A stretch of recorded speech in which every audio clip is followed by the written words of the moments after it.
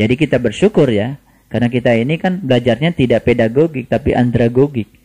Jadi kalau kita itu, kalau orang kebanyakan belajar renang itu dari kelas dulu, kalau kita langsung disuruh tenggelam dulu. Gitu. Nah, dari situlah kita perlahan-lahan ditolong sedikit demi sedikit kan. Lalu mungkin sekarang ada yang baru bisa ngapung dikit, ada yang udah ngapung beneran gitu kan. Nah, itu masing-masing di antara kita berbeda satu dengan yang lain tergantung relaksasinya. Ya, kalau kita bisa rileks, ya kita bisa ikhlas, bisa tulus, bisa lentur, insya Allah. Makanya yang lentur itu kan biasanya mengalir ya. Yang lentur itu mengalir. Coba perhatikan di selokan. Kalau airnya sudah habis, sisanya apa? Sampah. Apalagi kayu, ada karung, itu kan? Ada baju bekas, ada plastik, betul nggak? Nah, kenapa mereka itu tersangkut? Nggak lentur. Coba air, dek, ngalir sini, dek, ngalir sini, dek, ngalir sini, ngalir aja terus. Banyak rintangan karena dia lentur, gitu. Makanya orang yang kaku, ya, dalam belajar agama gak lentur, biasanya nyangkut. Ini maksud saya, nyangkut. Mati kan tidak ditanya, tidak ada ujian ketika mati. Mohon maaf kata malaikat, sampean tuh pakar apa? Gak penting uji malaikat. Pertanyaan mati cuma satu, man robuka. Mau belajar fikih, belajar apa, ujungnya itu harus sampai pada Allah. Nah, ada yang nyangkut di ikro. Pokoknya udah bisa an, in, un, ban, bin, bun, selesai gitu. Yo, satu huruf saja kebaikannya banyak kan begitu. Cari-cari alasan. Betul? Nyangkut situ. Nah, sekarang udah mulai lentur sedikit, ngalir. Mulai kita bisa menjadikan setiap orang guru kita kan? Orang yang baik guru kita, orang yang buruk juga guru kita. Mulai lentur. Ya, peristiwa yang menyenangkan guru kita, peristiwa yang menyakitkan guru kita. Mulai lentur. Dulu kita pengennya yang senang terus. Begitu ada yang sakit, menolak. Gak lentur. Nah, jadi sebetulnya pengajian yang kita bina ini sebetulnya tujuan utamanya itu membuat kita menjadi lentur. Iya. Dulu gampang sekali kan kita menghukumi orang lain. Sekarang sudah mulai lentur. Yalah, gak usah ngurusi orang. Urusi aja diri kita. Udah mulai lentur. Ya kan? Nah, semakin lentur kita semakin mengalir. Makanya kalau lentur itu tidak akan tersangkut. Ya. Jadi kalau ada kayu tersangkut, kayu. Kaku. Ya kan? Coba, mohon maaf, ngajak orang yang kaku dalam beragama untuk belajar ilmu ini. Berat katanya tuh kan. Berat. Udah pidato banyak-banyak gitu. Kamu ikut juga. Kesel lagi kita. Kalau masih ada kesel pidato itu juga kita belum lentur. Jadi kita masih ada dalam kegelapan. Kalau sudah ceramah, wa ma alaina illal balagul mubin. Kita sudah menyampaikannya sudah, nggak usah dipikirkan. Lentur saja. Ya. Jadi itu urusan sendiri-sendiri, ya. Nah, makanya kita harus lenturkan diri kita. Nah, ciri orang yang sudah lentur itu ditandai dengan kebijaksanaannya, kearifannya. Tuh enggak? Coba berhadapan dengan yang tidak bijaksana. Berat. Betul nggak? Mau ngomong gitu salah, nggak ngomong salah, gitu kan? Nah itu. Tapi kalau kita berhadapan dengan orang yang lentur, yang bijak, penuh dengan kearifan, kita mulai udah bisa terbuka bicara tanpa beban. Betul? Iya. Makanya kita kan kalau punya sahabat, kaku sekali. Susah kan mau bicara?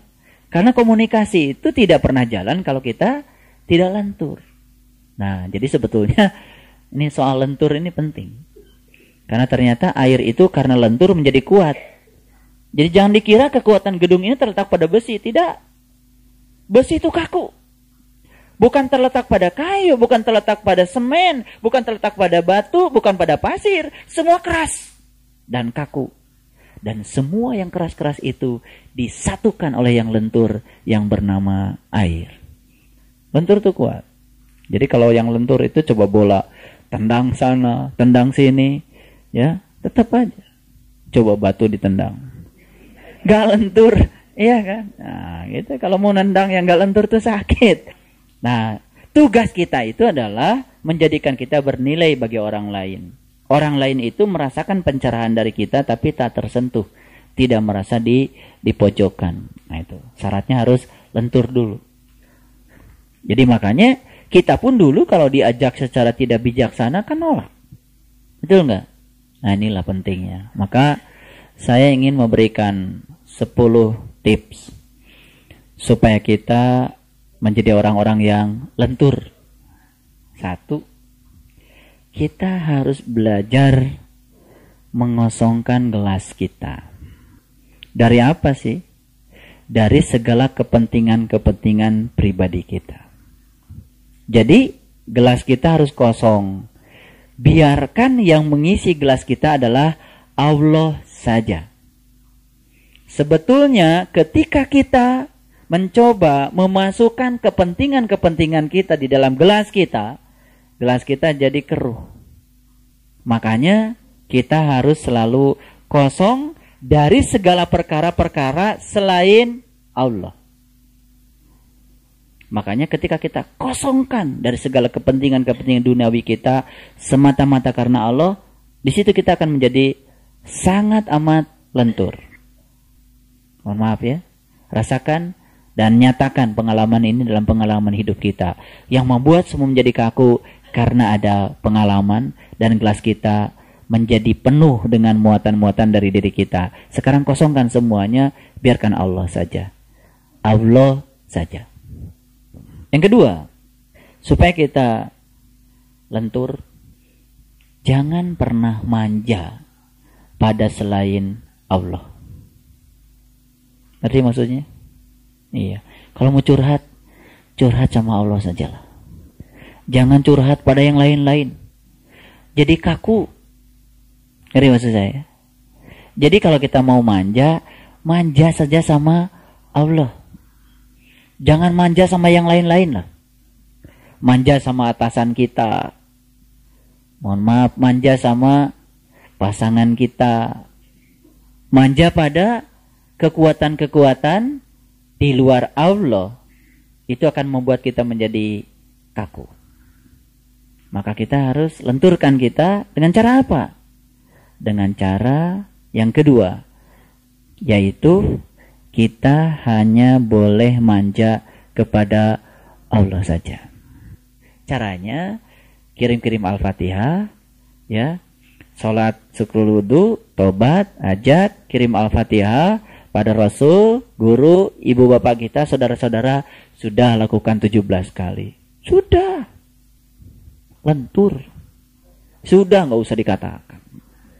Allah udah bilang di Quran, apa yang kau katakan, yang kau sembunyikan, aku tahu. Lillahi ma fis samawati wa ma fil ar wa in tubdu ma fi anfusikum aw tukhfuhu yuhasibkum bihillah. Sudah cukup gitu. Pokoknya jalani yang tulus, yang ikhlas, gosongkan gelas kita akan diisi sepenuhnya oleh Allah. Begitu diisi sepenuhnya oleh Allah, perasaan yang paling dahsyat yang kita rasakan apa? Kita merasa cukup dengan dia saja. Yang lain tidak mengganggu kita. Tubuh kita boleh bergerak kemana-mana, tapi jiwa kita tetap hukuk bersama dengan Allah di padang Arafah yang sesungguhnya. Tetap diam bersama dia. Sudah. Itu cara manja pada Allah ya begitu ya, jangan seperti manja pada manusia, banyak basa-basinya. Udah ngomong banyak nggak dikasih lagi. Kalau sama Allah udahlah gitu. Ya Allah. Terus terang aja, makin kesini kita makin belajar ilmu ini ya, kita tuh makin gak berani rasanya minta sama Allah. Karena apa? Lah belum diminta saja Allah sudah tahu kebutuhan kita. Kebutuhan kamu ini tahu Allah. Subhanallah. Sudah, tugas kita melayani dia saja. Maka dia akan melayani kita. Awalilah hidup kita dengan bersuci. Sucikan pikiran kita. Sucikan batin kita. Sucikan mata kita, telinga kita, harta kita. Sucikanlah semua. Kalau kau sungguh-sungguh ingin bersuci. Setelah itu apa? Bismillahirrahmanirrahim. Ketemukanlah dulu ba di dalam dirimu, yang bernama Baitullah. Kalau kau nggak tahu, tanya Sin, agar engkau ketemu dengan Mim, maka engkau akan makrifat kepada Allah Ar-Rahman Ar-Rahim. Bismillahirrahmanirrahim itu adalah metode untuk kita masuk ke dalam diri kita. Lalu, kalau sudah tahu, masuklah ke dalam. Katakan padanya, ihdinas syiratal mustaqim. Tunjuki aku ke jalan yang lurus. Jalannya orang-orang yang telah engkau beri nikmat. Jalannya para nabi, para siddiqin, para syuhada, dan orang-orang yang soleh. Jangan kau biarkan aku menjadi orang yang kau murkai. Dan jangan pula engkau biarkan aku menjadi orang yang tidak tahu jalan pulang kepadamu. Sampailah kepada tujuan. Begitu sampai kepada tujuan, sudah menyaksikan tajalinya bersama Allah, baru di situ katakan, iyyaka na'budu wa iyyaka nasta'in. Saya ingin katakan sekali lagi, rasakan kalimat itu. Jangan seperti dulu. Iyyaka na'budu wa iyyaka nasta'in. Iyyaka na'budu wa iyyaka nasta'in. Bersyukur kita mendapatkan cara baca yang benar dari seorang yang ummi.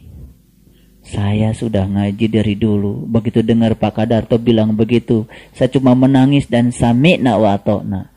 Sangat masuk akal. Di situ kita merasakan getaran yang sangat luar biasa. Begitu kita sampai, lalu kita katakan, iyyaka na'budu wa iyyaka nasta'in. Hanya kepadamu aku menyembah. Hanya kepadamu aku minta tolong. Aku enggak mau curhat pada siapapun kecuali padamu. Aku tidak mau mengeluh pada siapapun kecuali padamu. Karena engkau tanpa aku mengeluh pun telah hadir padaku dan memenuhi segala kebutuhanku. Tanpa kita mengeluh. Setelah itu, Maliki Yaumiddin. Karena engkaulah yang menguasai segalanya. Bumi dan langit kepunyaanmu, diriku kepunyaanmu. Aku tak memiliki apa-apa. Karena apa yang kau titipkan padaku hanya hak guna pakai saja sepanjang aku diizinkan olehmu. Begitu kita lepaskan semuanya, tidak ada kekhawatiran takut kehilangan apapun. Tidak ada. Tapi begitu kita tidak khawatir takut kehilangan apapun, maka kita tidak akan kehilangan apapun. Karena kehilangan apapun berasal dari kekhawatiran kehilangan apapun. Itu pikiran kita yang mengundangnya. Setelah itu kemudian Ar-Rahman Ar-Rahim. Terima kasih Tuhan. Aku yakin semua yang terjadi dalam hidupku adalah bagian dari kasih sayangmu. Kita tidak pernah melihat bencana. Kita tidak pernah melihat ujian. Itu bahasa-bahasa yang berbeda-beda. Yang kita lihat di semesta ini cuma satu. Ar-Rahman Ar-Rahim. Ketika usaha kita gagal, yang kita lihat Ar-Rahman Ar-Rahim. Ketika kita sakit, yang kita lihat Ar-Rahman Ar-Rahim. Ketika banyak peristiwa yang menghantam kita, yang kita lihat cuma satu. Ar-Rahman Ar-Rahim. Maka Allah katakan, walillahil masyriqi wal maghrib fa aina ma tuwallu fasama wajhullah. Orang yang telah menjadi ulul albab, kemanapun dia memalingkan wajahnya, di situ dia cuma mendapati Allah Ar-Rahman Ar-Rahim. Allah Ar-Rahman Ar-Rahim. Subhanallah. Setelah sampai di fase Ar-Rahman Ar-Rahim, masuk pada fase yang lebih tinggi lagi. Alhamdulillahi Rabbil Alamin. Segala puji hanya milikmu. Engkau adalah Rabb, keberadaan di balik semua semesta ini. Apapun yang terjadi, karena keberadaanmu yang meliputi semesta ini. Makanya Quran mengatakan, wa akhiru da'wahum anil hamdulillahi rabbil alamin. Maka akhirilah ajakanmu dengan alhamdulillahi rabbil alamin. Jadi mulai sekarang ikuti perintah Nabi. Ucapkan alhamdulillah dan bersabar dan ucapan alhamdulillah dan bersyukur. Itu kata Nabi. Ketika engkau mendapatkan yang tidak engkau inginkan, tetap harus mengucapkan alhamdulillah dan bersabar. Dan ketika engkau mendapatkan yang tidak engkau inginkan, tetap ucapkan alhamdulillah dan bersyukur. Jadi ketika kita sakit, alhamdulillah. Ketika kita sehat, alhamdulillah. Semuanya alhamdulillah. Kalau sudah alhamdulillah, yakin ketika tidak diterima di sini, pasti ada yang lain. Itu alhamdulillah itu akhirnya, alhamdulillah itu awalnya cuma ucapan. Akhirnya ucapan itu akan tenggelam dengan sendirinya. Yang ada adalah tindakan dan perbuatan dari alhamdulillah itu sendiri. Itu puncaknya doa. Oke, keluar dari sini. Saya ingin semua kita tetap mengucapkan alhamdulillah. Alhamdulillah ya Allah, saya sakit perut. Betapa nikmatnya sehat perut, tapi selama ini saya sia-siakan. Ya alhamdulillah, nih ada tikus. Saya jadi bangun. Ini mungkin cara engkau untuk membangunkan aku. Terima kasih ya Allah. Jadi mulai sekarang, dalam situasi apapun, alhamdulillah. Pak, bukannya kalau ada musibah, innalillah. Memang semuanya dari Allah, kembali kepada Allah. Jadi bagi kita, alhamdulillah, innalillah, sama saja. Karena kata-kata itu kan hilang semuanya. Yang ada adalah wajah Allah. Paham? Nah, jadi wajah Allah di mana-mana. Kalau sudah begitu, mulailah kita bisa merasakan hidup ini sebagai sesuatu yang indah.